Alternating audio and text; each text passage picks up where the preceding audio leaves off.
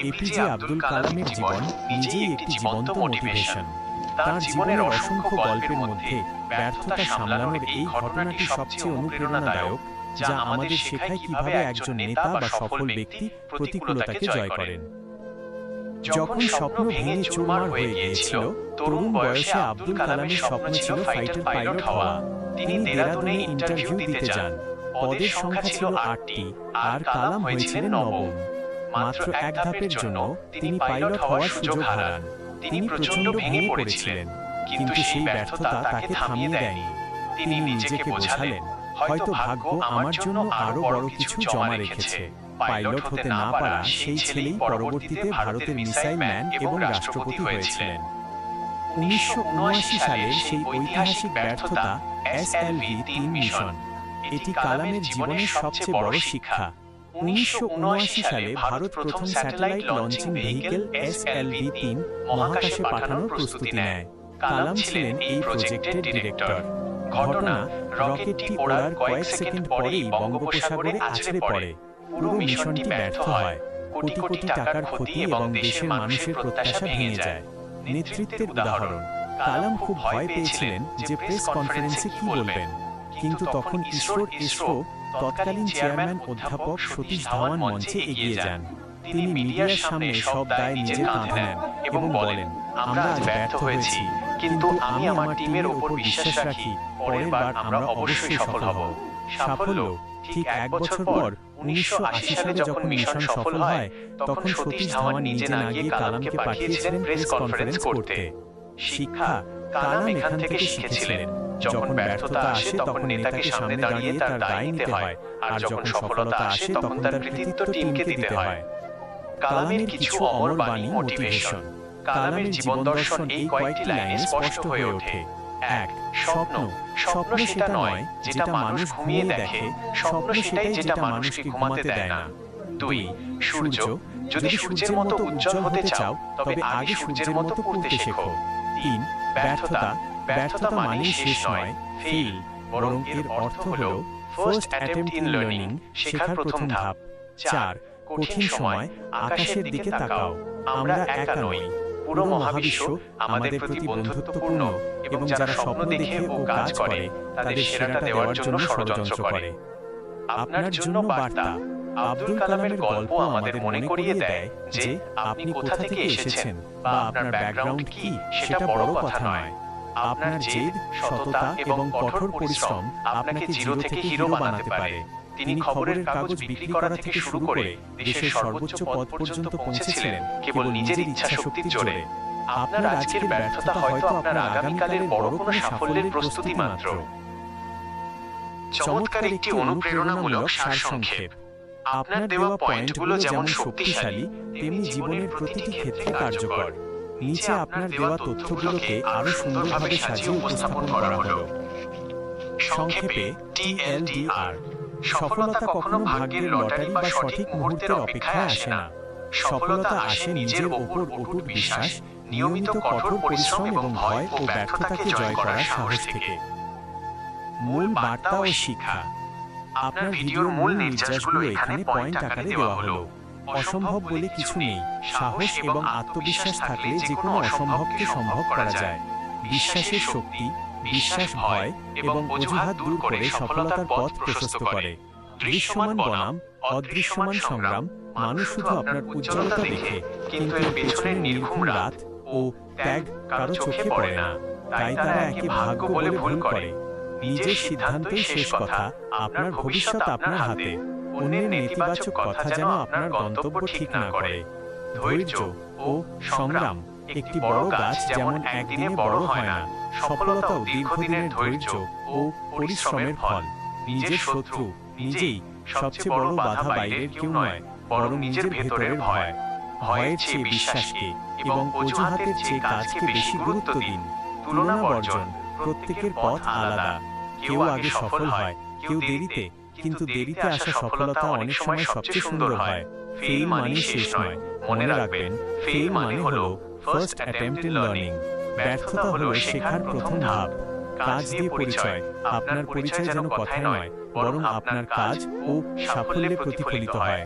হাল না ছাড়া যতক্ষণ আপনি চেষ্টা চালিয়ে যাচ্ছেন ততক্ষণ আপনি হারেননি। আসল হার তখনই হয় যখন কেউ হাল ছেড়ে দেয়।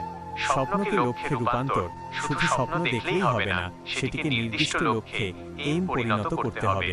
লক্ষ্যই মানুষকে কাজে বাধ্য করে। মূল উপলব্ধি AHA মোমেন্ট। সবচেয়ে বড় বাধা বাইরের পৃথিবী নয়, বরং নিজের ভিতরের ভয়।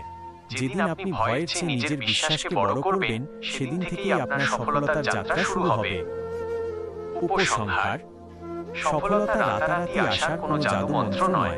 এর পেছনে থাকে বছরের পর বছর কঠোর পরিশ্রম, একাকিত্ব আর ব্যর্থতার গ্লানি। পৃথিবী আপনার সংগ্রাম না দেখলেও আপনার সফলতা অবশ্যই একদিন দেখবে। সফল হতে হলে 1. নিজেকে বিশ্বাস করুন। 2. কঠোর পরিশ্রমের মানসিকতা রাখুন। 3. প্রতিটি ব্যর্থতা থেকে শিক্ষা নিন। 4. এবং কখনো হাল ছাড়বেন না, কারণ শেষ পর্যন্ত সেই মানুষটি বিজয়ী হয় যে হাজারবার আছাড় খেয়েও আবার উঠে দাঁড়ানোর সাহস রাখে।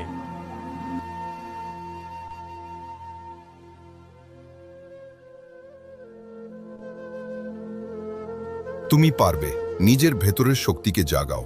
জীবনে এমন অনেক সময় আসে যখন সব কিছু থেমে গেছে বলে মনে হয়। চারপাশে অন্ধকার, সামনে কোনো পথ দেখা যায় না। তখনই মানুষ দুইভাবে প্রতিক্রিয়া দেয়। কেউ হাল ছেড়ে দেয়, আর কেউ নিজের ভেতরের আগুনটা জ্বালিয়ে তোলে।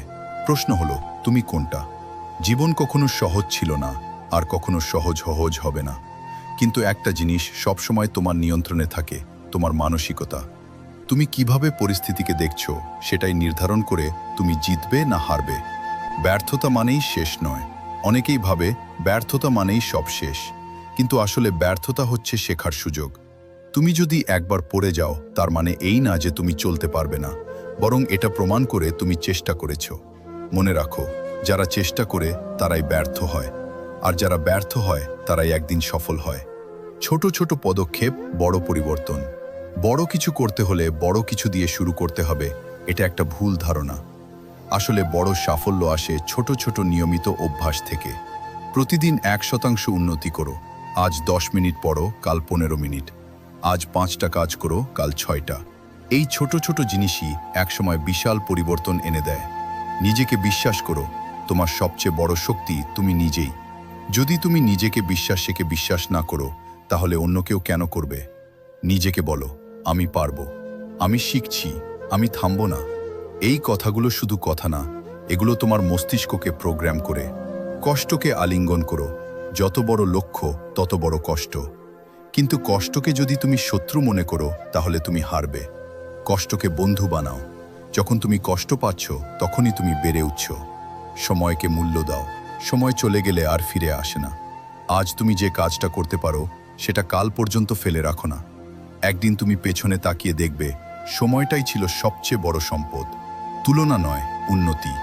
অন্যের সাথে নিজেকে তুলনা করা বন্ধ করো। প্রত্যেকের জীবন আলাদা।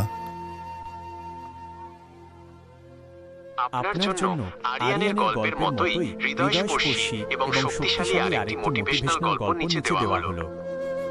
ভস্ম থেকে ফিনিক্স, এক অদম্য যোদ্ধার গল্প।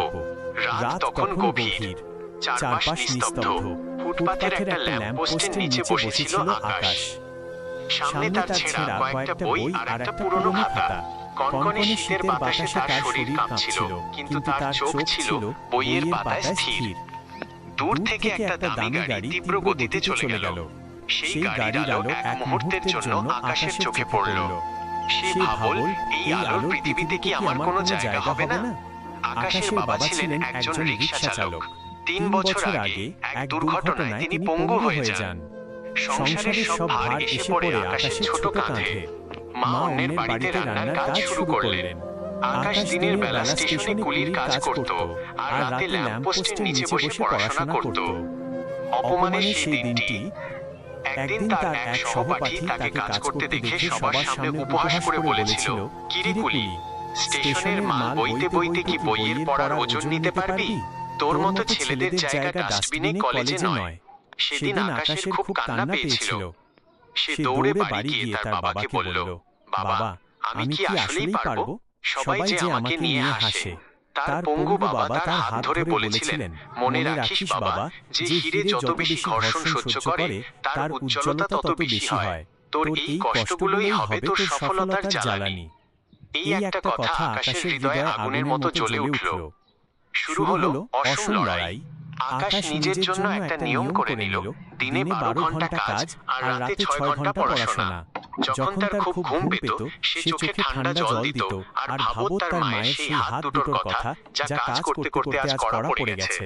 অনেকে তাকে দেখে বলতো, তারা চিহ্ন পাগল হয়েছিস নাকি? এত কষ্ট করে কি হবে? শেষ পর্যন্ত তো তোকে মজুরি করতে হবে। তারা চিহ্ন আকাশ কোনো উত্তর দিত না।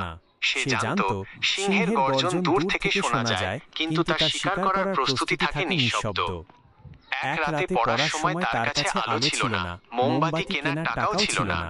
সে সেদিন রাস্তার ধারে ডাস্টবিনের পাশে জ্বলে থাকা আলোয় বসে পড়েছিল। দুর্গন্ধ তাকে আটকাতে পারেনি, কারণ তার লক্ষ্য ছিল সুগন্ধি ভবিষ্যতের দিকে। আধার পেরিয়ে আলোর পথে কয়েক বছর পর পরীক্ষার রেজাল্ট বের হলো। খবরের কাগজের প্রথম পাতায় ছবি ছাপা হলো স্টেশনের কুলি আজ দেশের শীর্ষ অফিসার। যেই ছেলেটাকে একসময় সবাই অবহেলা করেছিল, আজ তারা তার সাথে একটা ছবি তোলার জন্য লাইন দিচ্ছে। যে বন্ধুরা তাকে ডাস্টবিন বলেছিল, তারা আজ বলছে আকাশ আমাদের গর্ব।